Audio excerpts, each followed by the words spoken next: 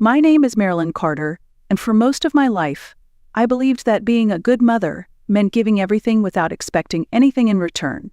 At 62, I was a widow, living in the house my late husband and I built with our own hands. It had 3 bedrooms, 2 bathrooms, and more memories than I could count.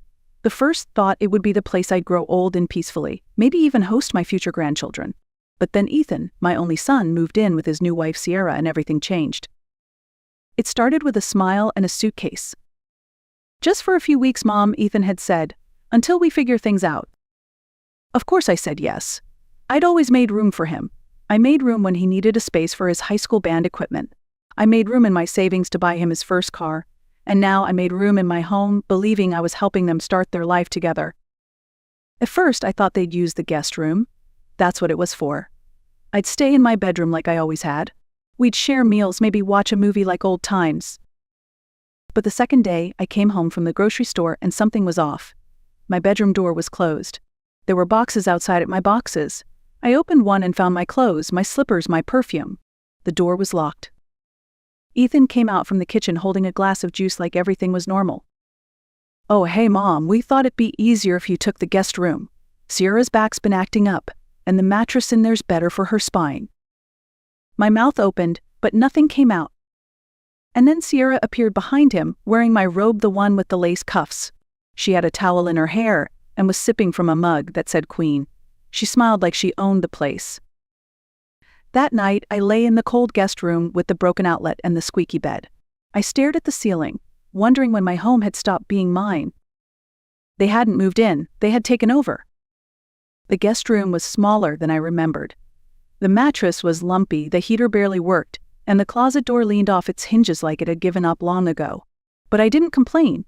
I was raised to believe that mothers endure, that we adjust, that we bite our tongue for the sake of family. Sierra never once called me Mom or even Mems, Carter. Just Marilyn, like I was some lady down the street she barely tolerated. She walked through the house in heels, like it was a hotel lobby, and talked loudly on the phone about how cluttered everything felt. She rearranged furniture without asking. She threw away my houseplants. She even boxed up my wedding china and shoved it into the garage for space. Ethan didn't say much. He avoided eye contact, always quick with a nervous chuckle, or a Sierra just likes things a certain way. I waited for him to set a boundary, to say something, but nothing ever came. Then came the Sunday brunch. Sierra invited her friends over for mimosas and gossip. I wasn't included. I stayed in my room, listening to them laugh about how older women just don't know when to let go. I heard my name once, Marilyn, just Marilyn, no title, no respect, like I was a squatter in their dream home.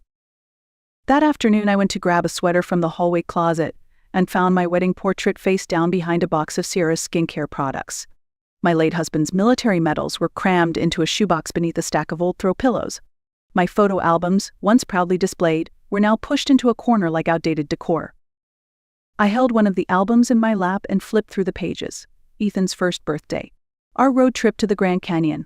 His high school graduation. Moments I thought he'd remember. Moments I had treasured. Later that night, I heard them whispering in the kitchen. Sierra laughed softly and said, "She's quiet. She'll adjust." Adjust. That word echoed through my chest like a hammer on glass. They thought I was invisible, a harmless shadow in the background. But I wasn't gone. I was watching. I was remembering. And I was beginning to understand that there's a difference between being quiet and being silent. One is passive. The other is a choice. They had pushed me into a corner of my own life, and something in me was beginning to stir. That night, I sat on the edge of the bed and stared at the floral wallpaper I once hated. It had been there since the 90s, peeling in the corners, faded from sun and time. Funny how something ugly could become comforting when it's all you have left. I thought about everything this house had been through. When the roof leaked during a storm in '94, it was me up there with a tarp and duct tape, while my husband worked a double shift. When Ethan needed braces and we couldn't afford both the heating bill and the dental payment, I chose the braces and layered up in 2 sweaters all winter. When the bank threatened foreclosure during the recession, I picked up a second job at the elementary school cafeteria just to keep this place. This house wasn't just a structure. It was my testimony. Every floorboard, every chipped tile, every nail put there by love, by sacrifice. By me. By me. And now I was being treated like a guest, a burden, a leftover. One afternoon, Sierra decided to turn the dining room into a content corner for her lifestyle channel. She moved the table, set up a ring light, and boxed up my grandmother's lace doilies with a label that reads storage. I watched her from the hallway, biting the inside of my cheek. When she caught me staring, she said vintage doesn't get clicks.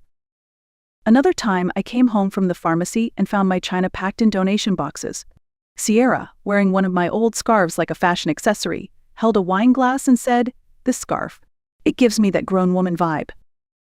I didn't respond. I just picked up one of the boxes and carried it back to the guest room, the room with no closet rod and a dresser missing a drawer.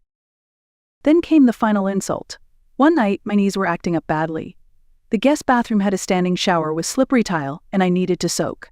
I knocked gently on the master bedroom door. Sierra opened it halfway, her robe cinched tight. "Is it an emergency?" she asked.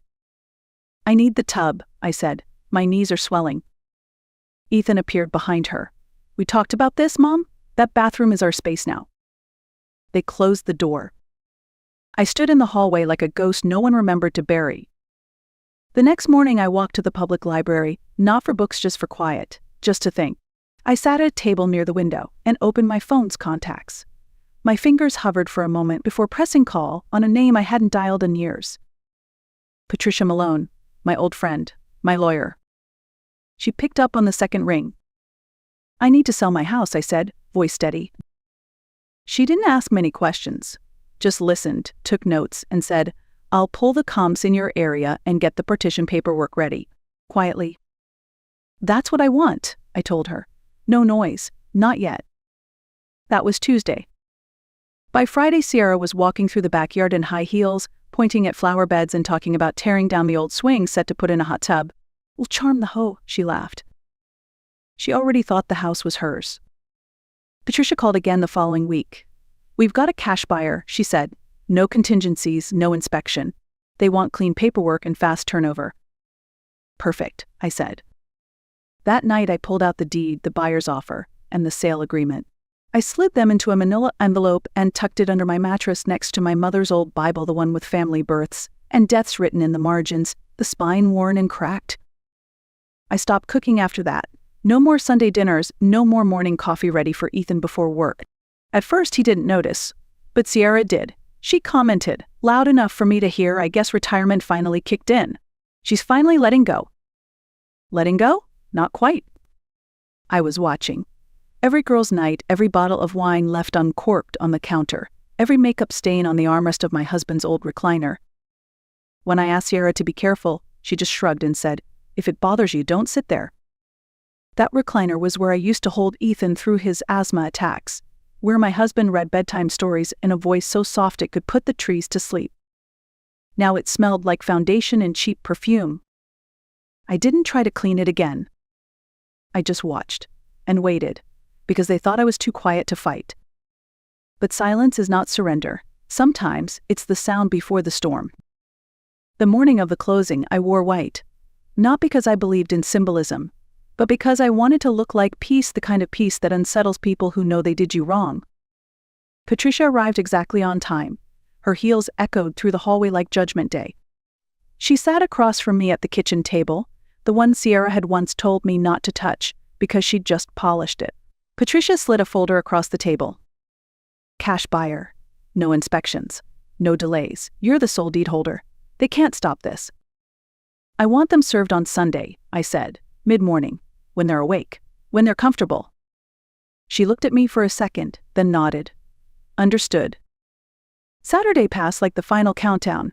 I watched Ethan wash his car, unaware that eviction papers were already in the county system. Sierra was on the porch filming another video about manifesting gratitude. The irony nearly knocked me over. I didn't say a word. I just watered the roses, ironed my blouse, and made cornbread. Sunday morning I was sipping tea at the table when I heard the knock. It wasn't gentle. It was firm, official. Patricia and a county deputy stood on the porch. Ethan opened the door barefoot in sweatpants. His face fell when he saw the badge. "This property has been legally sold," Patricia said, handing him the envelope. "You have 30 days to vacate. The title transfer is recorded, and a formal letter is on its way." Sierra came up behind him, her robe loose, hair still in a wrap. "What is this?" Ethan flipped through the paperwork, his face going pale. "You sold the house." I took a sip of tea. "Yes." "You can't do this," he snapped. "We live here." "No," I said calmly. "You stayed here.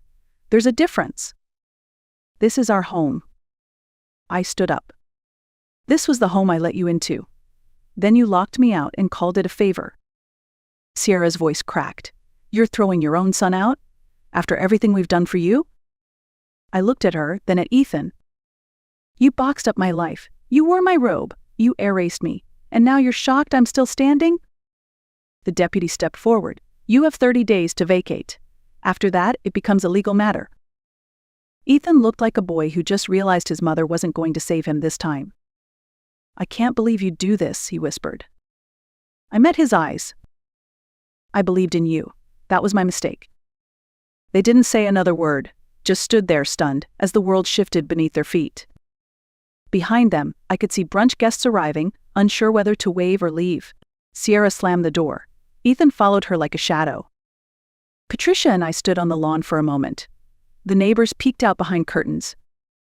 "You okay?" she asked. I nodded. "Better than I've been in years." I moved into my new condo 1 week later. It wasn't fancy, just 2 bedrooms, 1 bath, a quiet porch, and a lemon tree in a pot. But it was mine. Fresh paint, clean windows, a silence so deep it felt sacred. For the first time in years, I slept through the night without hearing Sierra's heels or Ethan's muted arguments through the wall. I didn't tell them where I went. Ethan called once, left a voicemail that said, "You went too far, Ma." I blocked the number. Sierra sent me a Facebook message calling me toxic and ungrateful. I reported it as harassment. Then one Sunday afternoon, my granddaughter Lila showed up at church. She had a backpack and tear-stained eyes. When she saw me, she ran across the parking lot and hugged me so tightly I couldn't breathe. "Can I stay with you?" she asked. I didn't hesitate. "Baby," I said, "you can stay as long as you need." At night, we cooked greens together, played old jazz records on the stereo. She helped me arrange photo albums and told me about school. I brewed her a cup of chamomile tea, and we sat on the porch watching the sky turn from orange to velvet blue. No ring lights, no filming, no drama. Just peace. I didn't realize how starved I was for it until it came. The kind of peace you don't announce. The kind you don't post about. The kind you build, minute by minute, through hard choices and soft endings. I didn't bring much to the condo, just what I needed. My grandmother's quilt, a few framed photos, my Bible, a new tea kettle. I bought myself fresh sheets and burned lavender oil at night.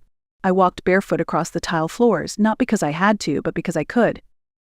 Hilila started staying with me on weekends. Her grades went up. Her laugh came back. She told me she felt lighter, like something had been lifted. Living under Sierra's judgment and Ethan's silence had dulled her spirit, but now she was blooming again. Just like my little rose bush in the clay pot by the porch. It had its first bloom that week. Soft, resilient, rooted. Just like me.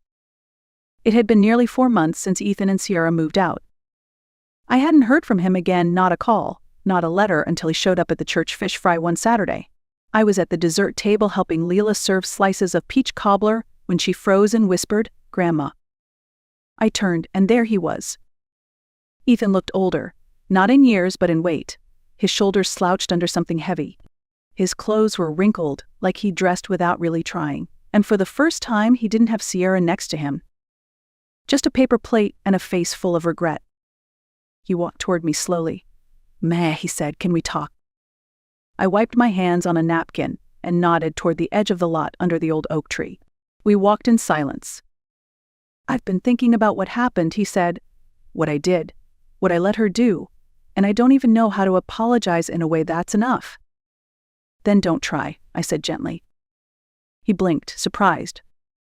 "I was trying to give her the life she wanted," he said. "She said you were stubborn, that we needed control. And I thought if I handled things, you'd thank me." "You handled things all right," I said. "You handled your mother like a burden." He swallowed hard. "I deserved that." "You deserved worse," I replied. "But I chose peace. You made your choices, Ethan, and I made mine." He looked down at the gravel.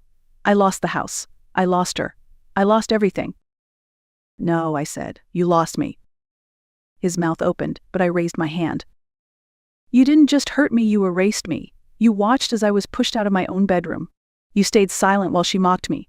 You didn't stand up, Ethan, and that's all I ever needed you to do. His eyes filled with tears. I don't expect you to forgive me.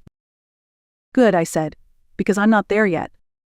We stood under that tree for a long time. The sounds of laughter, music, and community drifted over from the parking lot. But between us, there was only quiet honesty. I've started seeing a counselor, he finally said. It's helping. I nodded. That's a start. He looked at me like a man searching for a road back he wasn't sure existed. Is there anything I can do to earn it back? Not yet, I said. Maybe not ever. But if you keep showing up in the right places, in the right way without needing applause, you might get close. Just then Lila walked over, holding a plate and a cup of lemonade. You okay, Grandma? She asked. I'm fine, baby. Ethan looked at her and said, Hey, sweetheart. She didn't answer. Just handed me the drink and stood beside me. Ethan understood. He nodded slowly. I should go, he said. I didn't stop him. He turned and walked away. And as he did, something in me lifted, not because he apologized, but because I had already taken back everything that mattered.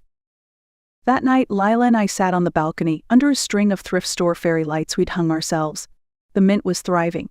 The cherry tomatoes were growing. The rosebush had 4 new buds. Do you think he meant it? She asked.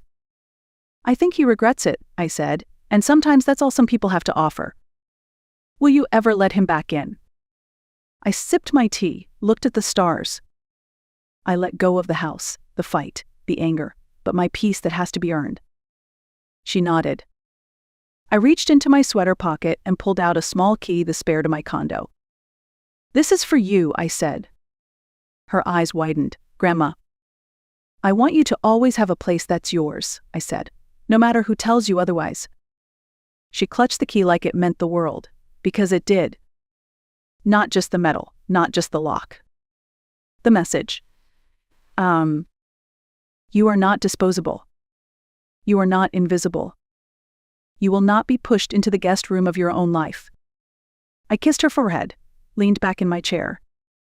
And for the first time in a long, long time, I didn't feel like someone trying to survive. I felt like a woman who had already won.